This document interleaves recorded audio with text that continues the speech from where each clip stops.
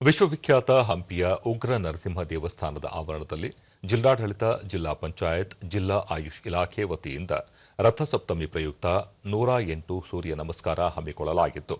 ಈ ಸಂದರ್ಭದಲ್ಲಿ ಆಯುಷ್ ಇಲಾಖೆ ಅಧಿಕಾರಿ ಕೆ ಪ್ರಸಾದ್ ಬಾಬು, ವೈದ್ಯರಾದ ಚಂದ್ರಶೇಖರ್, ಶಿವಶರಣಯ್ಯ, ಹಂಪಿ ಗ್ರಾಮ ಪಂಚಾಯಿತಿ ಅಧ್ಯಕ್ಷರಾದ ರಜನಿ ಷಣ್ಮುಖಗೌಡ, ಪಂಚಾಯಿತಿ ಅಭಿವೃದ್ಧಿ ಅಧಿಕಾರಿ ಗಂಗಾಧರ್, ಯೋಗ ತರಬೇತುದಾರರಾದ ನೇತ್ರಾವತಿ, ಸುಶೀಲ ಮತ್ತಿತರರು ಉಪಸ್ಥಿತರಿದ್ದರು.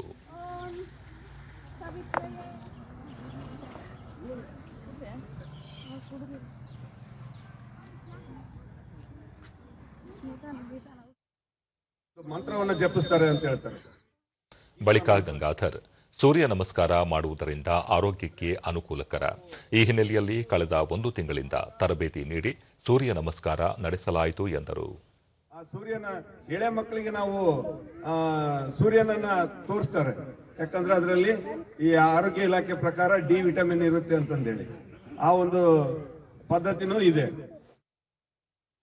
ದೂರದರ್ಶನದೊಂದಿಗೆ ಕೆ ಪ್ರಸಾದ್ ಬಾಬು, ರಥಸಪ್ತಮಿ ಹಿನ್ನೆಲೆಯಲ್ಲಿ 108 ಸೂರ್ಯ ನಮಸ್ಕಾರ ಮಾಡುವ ಹಿನ್ನೆಲೆಯಲ್ಲಿ ಕಳೆದ 1 ತಿಂಗಳಿಗೂ ಹೆಚ್ಚು ಸಮಯ ವಿದ್ಯಾರ್ಥಿಗಳಿಗೆ ತರಬೇತಿ ನೀಡಿ ಸೂರ್ಯ ನಮಸ್ಕಾರ ಪ್ರದರ್ಶಿಸಲಾಯಿತು ಎಂದು ಹೇಳಿದರು.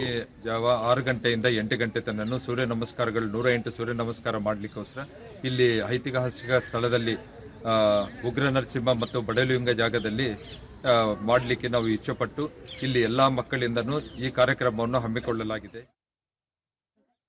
ವಿದ್ಯಾರ್ಥಿನಿ ನಿಖಿತಾ 108 ಸೂರ್ಯ ನಮಸ್ಕಾರ ಮಾಡುವುದರಿಂದ ಉತ್ತಮ ಆರೋಗ್ಯ ಕಾಪಾಡಿಕೊಳ್ಳಲು ಸಹಕಾರಿಯಾಗಲಿದೆ ಎಂದರು. ದಿನಾಲೂ ಪ್ರಾಕ್ಟೀಸ್ ಮಾಡ್ತಿದ್ವಿ. ಇದನ್ನು ಮಾಡಿದ್ರಿಂದ ನಮಗೆಲ್ಲ ನಾಲೆಡ್ಜ್ ಜಾಸ್ತಿ ಆಗಿದೆ ಮತ್ತು ನೆನಪಿನ ಶಕ್ತಿ ಜಾಸ್ತಿ ಆಗಿದೆ. ಆರೋಗ್ಯವಾಗಿದ್ದೀವಿ. ನೀವು ಡೈಲಿ ಮಾಡ್ರಿ ಅಂತ ಹೇಳ್ತೀವಿ. ಇನ್ನೋರ್ವ ವಿದ್ಯಾರ್ಥಿನಿ ಕಾವ್ಯ, ಸೂರ್ಯ ನಮಸ್ಕಾರದಿಂದ ಹಲವು ಪ್ರಯೋಜನಗಳು ಇದ್ದು ತರಬೇತಿಯ ಬಳಿಕ ಸೂರ್ಯ ನಮಸ್ಕಾರ ಮಾಡಿದ್ದಾಗಿ ಹೇಳಿದರು. ಸರ್ಕಾರಿ ಹಿರಿಯ ಪ್ರಾಥಮಿಕ ಶಾಲೆ. ನಾವು ಸೂರ್ಯ ನಮಸ್ಕಾರವನ್ನು ಮಾಡಲು ಹಂಪಿಗೆ ಬಂದಿದ್ದೇವೆ.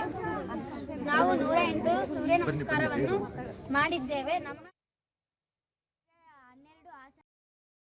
ಭವಾನಿ, ಸುಮಂಗಲ ಮತ್ತು ಕೌಶಿಣಿ ಸೂರ್ಯ ನಮಸ್ಕಾರದಿಂದ ಆಗುವ ಪ್ರಯೋಜನಗಳ ಕುರಿತು ಮಾಹಿತಿ ನೀಡಿದರು.